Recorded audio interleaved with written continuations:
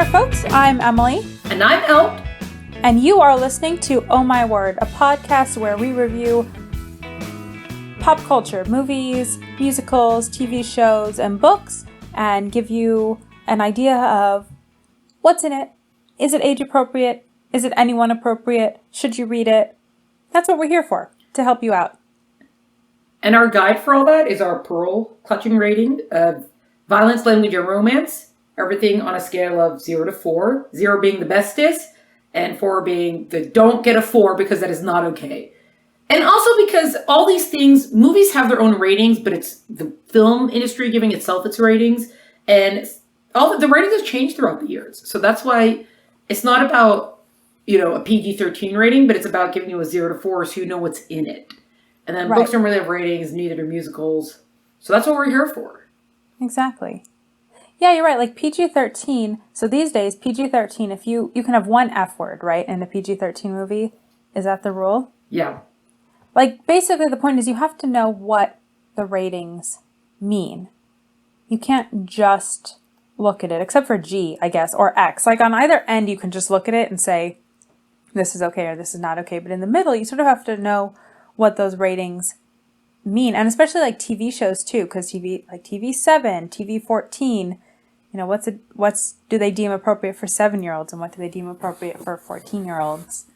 It might not be what you deem appropriate for a 7 or 14-year-old. I wasn't allowed to watch TV 7. Like, if a TV show had a rating, basically, it wasn't appropriate for me when I was a kid.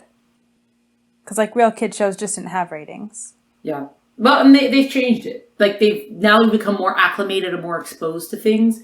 Even G, I don't know that you could trust, like, a G rating necessarily without really looking into what's in it. Or even PG. Like, what do they allow now? It's, and they'll always slide stuff in and see what they can get under the radar.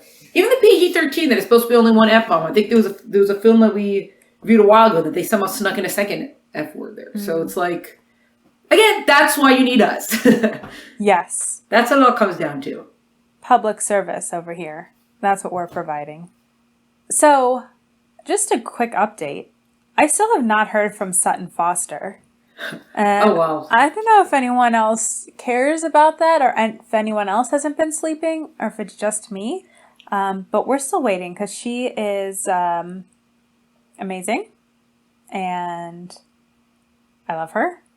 And I just, we're just looking for a shout out, or like an autograph or like to be her best friend, whatever.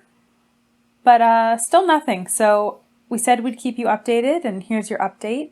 And, I'll let you know if and when I actually hear from her. I totally forgot that was a thing. It's sometimes being in our mother's basement the way we are, it's not just being secluded from the outside world, but just being secluded from our own worlds. Sometimes occurs. Sometimes being in the basement. We're not going to get into too much detail about that, because that's not as important. Because that's just for us to figure out. Yeah. But what we'll figure out for you, speaking about people who are isolated sometimes, and then they rejoin the real world, it's not a great segue, but it kind of connects. All right. I'll give it to you. Hooray. Well, today we're talking about Cobra Kai, so. Well, I guess you could say, maybe not. Oh, I guess, yes, you're right. Isolated, because Johnny Lawrence is like isolated from the world, and the world keeps going, and he's sort of stuck in like 1984. Like he really is, though. Yeah, he's really, Because he's like still depressed from losing that tournament in the first Karate Kid. Well, it's interesting because on the one hand, it seems crazy to let a karate tournament dictate your whole life. But on the other hand, there are sometimes these defining moments after which everything else tumbles like a domino. So even if that thing isn't huge, it could set in motion so many negative things, which would then make you still bitter about it 30 some years later. Maybe. Okay. Anyway, Cobra Kai is the Karate Kid 30 years later. So we catch back up with Johnny Lawrence, who's grown up and has a son, but he's not married anymore. He and his son are pretty much estranged. And we also catch up with Daniel LaRusso, who is married, has 2 kids, and a thriving used car, or he's a car salesman. He has a dealership. That's I think it's a new and used lot, I think. Yeah. Yeah, and then they both start karate dojos, and then there's a lot of karate fighting, which we will get to, which is why the violence, we gave it a 3.5 because, oh my goodness, there's so much fighting. And I said that recently. I was talking to my husband and I said, there's a lot of fighting in Cobra Kai. And he said, what did you expect from a TV show about karate? And I was like, yes, but it's all the time. It's also somewhat vicious. Yeah, it's also vicious, but they're just, they're in school and all of a sudden someone starts a karate fight, or they're at the arcade and people, this doesn't happen. And I know TV show is not real life, but the third season got to be a little bit too much karate for me, personally. Language is a 4. See, this is why you need us, because this is a teen show, but they drop in one of those nice little F words, and there you go. Language is a 4, because the F word or the S word. Anyway, either way, the language is it's there. I mean, Johnny Lawrence calls the kids in his dojo everything. We'll talk about Johnny Lawrence more. Anyway, language is a 4. And then romance is a 3, because there's some kissing and there's some people waking up in bed together. Thankfully, they're adults waking up in bed together and not teens waking up in bed together, and we don't see them really doing anything. Nonetheless, there's also a ton of making out with teenagers. There's 2 girls that kiss. There's a girl that kisses multiple people. Another girl that also kisses multiple people. There's a lot of kissing. Yeah. The whole thing is very soap opera-y. Yes. It is pretty soap opera-y. I think by the time I hit the 3rd season, I was just watching it on fast forward. Because a part of me wanted to see it, and a part of me was like, I can't deal with all this drama that's just being rehashed and rehashed and rehashed. Yes, I do think the first 2 seasons, okay, let's talk about Johnny Lawrence for a second. Okay. Because he's a really fascinating character. So he comes back to town, or he's been in town the whole time. I can't remember. I saw the first season a while ago. But he's trying to rebuild his life, right? He had a marriage that failed. He had a kid who he's estranged from. He's trying to rebuild his life. The one good thing in his life was karate, so he's coming back to it. But the world is so different. And I'm not just talking about technology, right? Like cell phones and computers, which he has no familiarity with. But suddenly, girls are boys, and boys are girls. And there are certain things you can't say, and people have feelings, and you have to be sensitive to feelings. And so he's coming into a world that doesn't make any sense to him, and he's approaching it the only way he knows. And in some ways, it's very cool. Like, these kids who are bullied come to his dojo, and he's like, well, reorient your thinking. If someone's making fun of you for your lip looking weird, then go get a crazy hairdo and, just tell him to, back off. So he actually does some really cool stuff for these kids, and I think the only reason he's able to give them that is because he still has 80s or older fashioned ideas and ways of looking at the world. Instead he's telling them to stand up to the bullies, as opposed to teachers today who might tell everyone to sing Kumbaya or something. He's like, no, stand up for yourself, fight back when you need to. So he offers something that none of these kids don't get otherwise. Right. Even though it is pretty violent, but yeah. Because then some of them become, in learning how to stand up for themselves, they then become the bullies.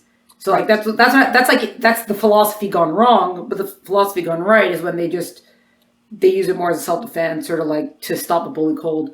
The most interesting thing that they did with Johnny is they give him that Miguel character, which is kind of how he gets back into karate. Even though I don't know how they could keep up. Right. He has to have been doing karate somewhere that 30 years later, he's still such a sensei master, 30 years later, all of a sudden he knows how to do karate. No, you don't just come back it's not riding a bike. Your body's 30 years older, but that's, okay. So he stands up for Miguel, and Miguel's like, oh my gosh, teach me how to do these things, whatever, and that's when he starts the dojo. But him and the Miguel character are great, because Miguel's they're the opposite of each other, and he's there to kind of soften Johnny up and bring Johnny around again, while Johnny is also making him stronger and more of a tougher character. So that you have, and also Miguel is, I think, are they Mexican? There's some sort of, they escaped from somewhere, but I think maybe it was Mexico, right? Oh. The husband, I think, was part of a cartel, or his father was part of a cartel or something. Like so that's why also, Johnny's trying, his, unintentionally, racist things that he's saying, or, and Miguel's I don't think we don't talk like that. People don't speak that way anymore. He butchers Spanish, the way he does. Even just like ordering like a taco. It's not, Johnny Lawrence doesn't just order a taco. Like he does something that makes it awkward. But it ends up being that, you know, Miguel Miguel lives with his mom and his grandmother. Like they really bring him into the family. They take care of him. They see how he's taking care of Miguel and what that means to him. So they actually set up a very good dynamic there, which is also why they're so much more interesting than Daniel LaRusso and his family. Because whatever kind of drama, whatever they're going through their family, you're almost like, you're not as interested. They're just not. Like, no, it's much more normal family drama as opposed to what's going on with Johnny. Yeah, the son's really annoying. Oh, I don't know why he has to exist. Yeah, I don't. And no, if he is there, why does he have to be so annoying? Yeah, like, they really went overboard, making him super annoying. And then the daughter Samantha is like, it's funny because even like Daniel LaRusso calls her out that like she's dating somebody else like each time, and he's like, I can't keep up with who you're dating, and it's true. It's like, what is she like there? She's just there to like create. So that's where like the soap opera stuff comes in. Yeah. Like, oh, with Robin, first Miguel, and then with Robbie, and then Miguel again, and who are you dating anymore? And like, well, that's why the first two seasons, especially the first season, but the first two seasons were really good because it was still about Johnny and Miguel and Johnny and Daniel and, you know, what are these dynamics 30 years later and who is this person who's basically plucked out of the 80s? How do they deal with the 2010s? So that was really interesting. But then, you know, like with any show, when it becomes popular and then people start to like certain characters and then it became about something else. And they brought back John Kreese, which is cool. Like they keep on bringing back actors from the original movie, which is so...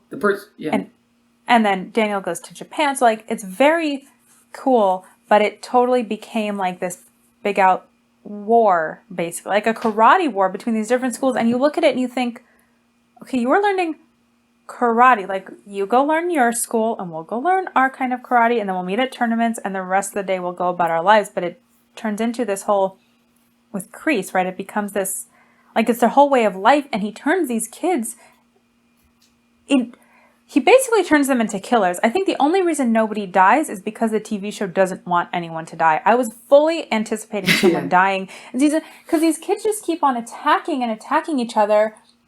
Like, to what end? Like, what are you expecting to happen? If you keep on kicking this kid in the face, when do you stop? When he's passed out, or do you stop when he dies? Like, I was actually really surprised that, like, where else does it end?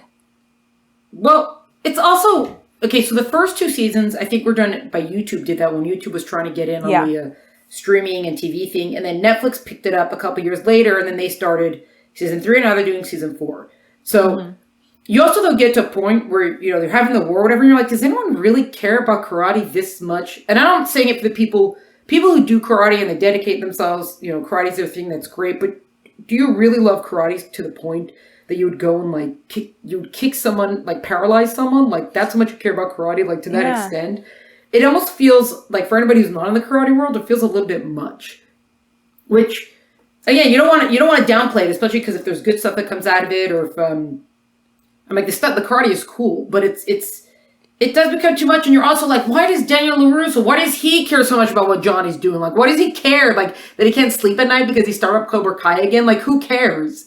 Like, and he's like, no, it becomes, like, so personal to him. Like, why do you really, like, why are you, like, you have a nice family, you have a successful business, like, why do you care what Johnny's doing? Like, all of a sudden now you care, like, it just, so that's also part of it. It gets a little bit, and because it's the same characters, they have to keep rehashing the same feuds and the same arguments, the same whatever. So that's also where it gets too soap opera. Like, it's becoming a bit much because there's not enough other stuff moving the plot forward. So you get a lot about that. Now, the one thing that was really interesting was, I don't know that they necessarily did on purpose, but they kind of unintentionally ended up with this sort of messaging about how important a male role model can be in the lives of all these kids, because you have Miguel, he's being brought up with a lot of love and a lot of care and a lot of attention by his mother and his grandmother, but you see the way he gravitates towards Johnny, who's teaching him, you know, how to defend himself and and all this kind of stuff, and you see it's a very different relationship that's there, and you see how close they become. It is kind of like a father-son relationship. And then you see Johnny's own relationship with his, like, stepdad, who's not really his stepdad kind of thing, and how messed up that is, and how he feels so messed up from it that he never had a proper father figure in his life. Right. And you see Daniel LaRusso, that he sees Mr. Miyagi was kind of his father figure, because he also never had it. His dad had died, right? That's, I think, why they moved or whatever. So you see that also. And then you see the way he tries to do that for Robbie, who's Johnny's kid. So Robbie tries to connect to Daniel also. It's like a father-son male role model thing that goes on there. And then you see, because Johnny can't figure that out with Robbie, but Johnny figured it out with... So it is part of a soap opera, but it's actually a really interesting element that's introduced there. Especially because you don't really see that kind of messaging so much. I don't call it messaging, but you don't really see that so much anymore. So it's kind of interesting to see that. Yeah, the dynamic. Because you also have Johnny and Kreese. That Kreese was sort of like Johnny's, male role model mentor sort of thing. And then when he rejects him after he lost one of the tournaments, right? And he's like, "You're worthless and you're worth nothing," and blah, blah, whatever, and how much it broke him. So sure, it's a little bit much that his life went totally to ruin. Just because he messed up at the tournaments, but I guess that's the thing, that he made him feel like a loser. So his whole life was just loser mentality, and I was trying to be a winner again, or just not be a loser anymore. And he keeps messing up. It's like, why can't anything ever go right for me? So, but that also that goes back to why Johnny's the more interesting character. But that is an interesting dynamic. Yeah, there was also once, I don't remember where I saw it, but it was an article I think maybe it was when the Cobra Kai first came out, that it's all about how Daniel LaRusso is actually the bad guy. If you think about it, he's like the new kid who moves into town. He starts fights. He takes a guy's girl, and he does all the things they usually like in the original Karate Kid, all the things they usually would attribute to the bad guy. He's the good guy doing all these things, and he's the one we're supposed to be rooting for. So that's why also, even here, he's not. You kind of have this Daniel LaRusso's supposed to be the good guy, but he does make a lot, he still make a lot of mistakes, and the way he's going after Johnny, when Johnny's like, "Dude, I'm just trying to live. I'm not bothering you. Just let me have my dojo. What do you care?" And he's like, "No, we must stop it." Well, Johnny even mentions that at one point, he's talking to someone about how Daniel LaRusso was the bully to him, or how he felt it, because of all those things. He took his girl. But I don't know if he took his girl, or his girl so much. I mean, it's not like she was an object. She made the choice about who to be with. And it's obvious that... No, they broke up and she chose, Right. And it's obvious that Johnny Lawrence and his gang were picking on Daniel, but also then, Daniel's move in that thing, was it in a league? Anyway, there's the two sides to the story. I think with Daniel's character, they just don't get quite all the way there, because he was the kid who was bullied, and but he's also a hothead. That's always part of his character. But if they had shown, clearly his problem with Johnny starting Cobra Kai again is because it awakens in him the feelings of fear and whatever else he felt in high school. But maybe they just don't make that so clear about what the issue is, because that would explain a little bit more the run-ins with Johnny, but it's 30 years later, get over it. But the relationship doesn't grow. That's the thing. They keep on almost trying to get along with each other, and I think if their relationship grew and they could, instead of the two of them always being at odds with each other, that the two of them, which finally happens, that they start to be on the same side, but I think it could come sooner, and that would maybe be, I don't know, maybe that would have been interesting, because they're so close and they want kind of the same things. So, well, Daniel, he's very judgmental of Johnny. As soon as Johnny does something, instead of trying to figure out what it was, or maybe trying to get a full picture, he's automatically "See, I always said he was bad news," and it's you totally got it wrong. And he doesn't. He's just always jumping to conclusions about Johnny, as if he wasn't the one who won. He's almost been like a sore winner, almost. You beat him in the tournament. You don't have to keep pushing him down and pushing him down and pushing him down. And just, even if you do have these deep fears that 30 years later somehow you haven't gotten over, even though you have a beautiful family and you got a business or whatever, it's not like you still are scarred from this. You're not a great person the way that you keep judging and judging and judging, and just give Johnny a break. Why do you guys always? That also becomes part of the soap opera. Oh, they're fighting again. Oh, look, they couldn't keep the relationship anymore. Why do you guys care? There's one scene where for 5 minutes they have something in common, and then they don't go back to that, like, oh yeah, I remember how I saw something important in him, which is usually what you see in film. Like, no, there was a glimpse that I saw, so I'm going to hang on to that glimpse. Here it's like, no, all the externals are what we're going to keep going for. So that's why I ended up watching part of it and fast forward. Fair enough. No, it definitely, it's good, but it does get a little bit too, like a lot of action movies generally, they start to rely on the action. Like there has to be a big karate fight in every episode instead of the first few episodes of the first season, or maybe the whole first season, which really seemed to be so character driven. It became more like drama driven. Yeah. I mean, it's still good, and I would say of teen shows that we've seen, it's definitely up there, and not just for teens, like for adults. I think there's a lot of interesting stuff in it. Also, Crease. I don't know if kids should see this. There's too much violence.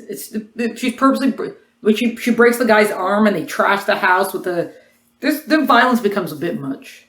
Well, when I say kids, I'm really thinking teens. I mean, it is a lot of violence and the language is up there, but I just think compared with some other stuff that teens are seeing, there's a lot of interesting discussions that could be had about this. Like, what is the difference between Miyagi, karate, and Cobra Kai, and Eagle Fang? The difference between Crease and Johnny Lawrence and like all these different, and bullying, and when is it okay to use physical force? It's so funny. So there's this huge fight in the school, and then there's like parent teacher like forum, where the school is talking about what they're going to do about it. And there's this one, I think she's a teacher, like a vice principal or something.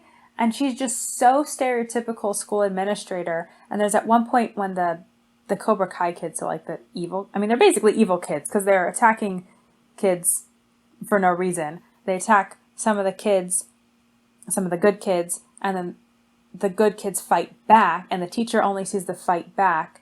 And so the good kids get in trouble, and they're like, but they ruined our science experiment, and they did all these terrible things to us. And the teacher's like, we should all just try to get along. And the one kid is so sucking up to her, and I'm like, oh my goodness, you are the worst. You're just exactly what a school administrator, you're just the worst. And she's so annoying, but that there are teachers like that who are just like, well, but you both fought, so you're both in trouble. And it's just, hug it out. Like they create some really real characters in terms of like what kids might actually be putting up with, and how like it's almost an interesting commentary on some of the thoughts that people hold today about how the world should work, but they're new thoughts and they don't all work. And then Johnny Lawrence comes along and sort of like you have Crease, Johnny Lawrence, and Daniel LaRusso, right? And let's say Daniel LaRusso is more like how parents might be today, and Crease is like, I beat my kid for talking in my presence. And Johnny Lawrence is sort of in the middle. He's like, I think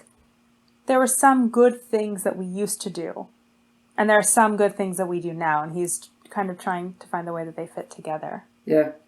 I guess you could say that. I think maybe I'm looking too far into it, but I definitely think that there are things going on here that are very smart. Yeah. Well, because also I think this happens in the first two seasons, that Johnny, the first season was all about no mercy, and then he's like, he changes the creed to be like, it's not always no mercy. Like sometimes we do have to show mercy. So maybe that also goes back to how it's a little bit more character driven, to show how Johnny does like, hey, I brought back all these 80s, like the 80s mantra, and I see now that they're not right. they don't. So that's also the more interesting thing than everyone just like kicking each other in the face. Yeah. Exactly. I guess that's all we have to say about that. That's all we have to say about that. That's Cobra Kai. So, thank you so much for listening. Do us a favor, and do yourself a favor, really, and go to Instagram and find Oh My Word Podcast and follow us, because we'll tell you what books we're reading, and we'll share all our ratings for our episodes, and subscribe to us in all the places: Apple Podcasts, Stitcher, Spotify, iHeartRadio, Amazon Music, Google Podcasts, and leave like really star ratings, please, and then share with friends. Yes, please. That would very much help us, and it'll help you because you're doing something nice, and when you do something nice, you feel good about yourself. That's just science. Right. So thank you so much for listening, and we'll see you next time. Cheers, everyone. Oh My Word podcast is brought to you by the Pearl Clutching Basement Dwellers at Oh My Word. Follow us on Instagram for updates at Oh My Word Podcast, or like and subscribe wherever you listen to podcasts. For full episode notes and details, visit eltenenbaum.com. Music is by Tim Berg. See you next time.